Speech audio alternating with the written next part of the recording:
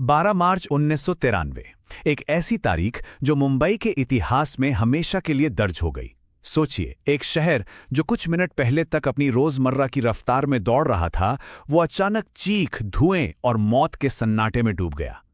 ये दिन मुंबई के लिए सिर्फ एक तारीख नहीं, बल्कि एक ऐसा जख्म बन गया जो आज भी हरा है। सिर्फ 120 मिनट, यानी बस 2 घंटे। इतने से वक्त में एक के बाद एक हुए 12 धमाकों ने मुंबई की रूह को कंपा दिया।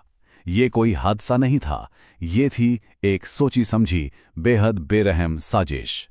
तो चलिए उस मनहूस दोपहर की टाइमलाइन को परत दर परत खोलते हैं और समझते हैं कि आखिर कैसे मुंबई पर यह कहर टूटा था। सब कुछ शुरू हुआ दोपहर के ठीक 1:30 बजे। बॉम्बे स्टॉक एक्सचेंज की 28 मंजिला इमारत, देश की आर्थिक ताकत का प्रतीक, अचानक एक जोरदार धमाके से हिल गई। अभी लोग कुछ समझ पाते कि शहर के अलग अलग कोनों से तबाही की खबरें आने लगी। 2:15 बजे नरसिंहनाथ स्ट्रीट, 2:30 बजे जवेरी बाजार, फिर 2:45 बजे एयर इंडिया बिल्डिंग और 3:15 बजे सेंचुरी बाजार। हमलावरों ने बड़ी चालाकी से मुंबई के सबसे व्यस्त इलाकों को निशाना बनाया था। इस साजिश की क्रूरता का अंदाजा इसी बात से लगाया जा सकता है कि आम गाड़ियां, कारें और स्कूटर जिन्हें हम रोज सड़कों पर देखते हैं, उन्हें चलता फिरता बम बना दिया गया था। मकसद साफ था, शक की कोई गुंजाइश न हो और नुकसान ज्यादा से ज्यादा हो। ये हमला सिर्फ इमारतों पर नहीं, बल्कि भारत की आर्थिक राजधानी के दिल पर था। सरकारी आंकड़ों ने बताया कि 257 बेगुनाह जानें चली गईं, हजारों जिंदगियां हमेशा के लिए बदल गईं। सेंचुरी बाजार के पास हुआ धमाका तो इतना भयानक था कि वहां से गुजर रही एक बस के परखच्चे उड़ गए। हालात इतने बुरे थे कि बस में सवार लोगों के शरीर के अंग पेड़ों पर लटके मिले। शाम होते होते पूरी मुंबई एक अजीब से सन्नाटे में डूब गई। लेकिन इस तबाही और धुएं के बीच एक सवाल हवा में तैर रहा था। इतनी बड़ी और इतनी सफाई से की गई साजिश की परतें आखिर खुलेंगी कैसे? शुरू में तो पुलिस के हाथ बिल्कुल खाली थे।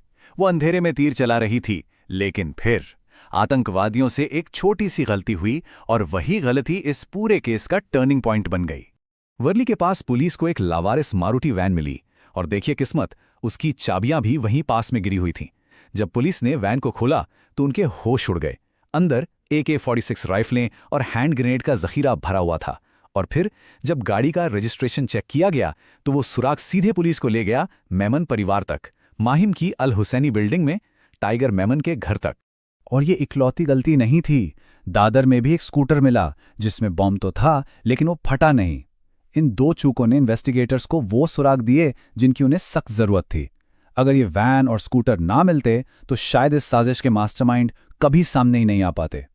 जांच जैसे जैसे आगे बढ़ी, एक और डरावना सच सामने आया कि आखिर मौत का ये सारा सामान देश के अंदर आया कैसे, और इसका जवाब था हमारे ही कुछ लोगों की गद्दारी। देखिए, इन धमाकों में जिस चीज का इस्तेमाल हुआ था वो था RDX। ये एक मिलिट्री ग्रेड विस्फोटक है जो आसानी से नहीं मिलता। तो सुरक्षा एजेंसियों के लिए ये सबसे बड़ा सवाल था कि इतनी भारी मात्रा में RDX मुंबई पहुंचा कैसे। इस सवाल का जवाब रायगढ़ जिले के सुनसान समुद्री तटों पर छिपा था। धमाकों से कुछ महीने पहले जनवरी और फरवरी की अंधेरी रातों में समंदर के रास्ते नावों में भरकर मौत का यह सामान उतारा गया था। और ये सब मुमकिन हुआ क्योंकि टाइगर मेमन के लोगों ने वहां तैनात कस्टम और पुलिस अधिकारियों से एक सौदा किया था। कुछ भ्रष्ट अफसरों ने चंद लाख रुपयों के लिए अपनी आंखें बंद कर लीं। उन्हें लगा कि ये सोने चांदी की तस्करी है, लेकिन उनकी उस लापरवाही ने 257 बेगुनाहों की मौत का रास्ता साफ कर दिया। ये सिर्फ रिश्वतखोरी नहीं थी, ये देश से गद्दारी थी। लेकिन साजिश की परतें यहीं खत्म नहीं हुईं। जांच ने एक ऐसे कनेक्शन का खुलासा किया जिसने पूरे देश को, फिल्म इंडस्ट्री से लेकर आम लोगों तक, सबको हैरान कर दिया। पुलिस जैसे जैसे कड़ियां जोड़ रही थी, एक नाम बार बार सामने आ रहा था, संजय दत्त। खबर फैलते ही हड़कंप मच गया। संजय दत्त को मॉरिशस से लौटते ही एयरपोर्ट पर गिरफ्तार कर लिया गया और उन पर लगा टाडा, यानी उस समय का सबसे सख्त आतंकवादी विरोधी कानून। आरोप ये था कि टाइगर मेमन के लोगों ने संजय दत्त के घर पर एक AK-46 राइफल और कुछ हैंड ग्रेनेड पहुंचाए थे।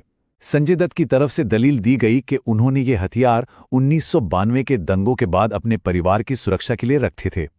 लेकिन वजह जो भी हो, कानून की नज़र में एक आम नागरिक के पास मिलिट्री ग्रेड हथियार रखना एक बहुत गंभीर अपराध था। इस एक गिरफ्तारी ने साफ कर दिया था कि अंडरवर्ल्ड का जाल कितना गहरा और फैला हुआ है।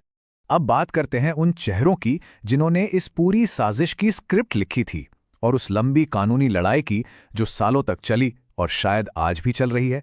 इन धमाकों के दो मुख्य किरदार थे, दाऊद इब्राहिम और टाइगर मेमन। लेकिन हमले के बाद इन दोनों के बीच ही दरार आ गई।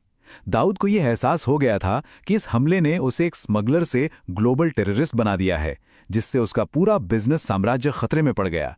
वहीं टाइगर मेमन को लगा कि काम निकल जाने के बाद दाऊद ने उसे अकेला छोड़ दिया। नतीजा, दोनों एक दूसरे की जान के दुश्मन बन गए।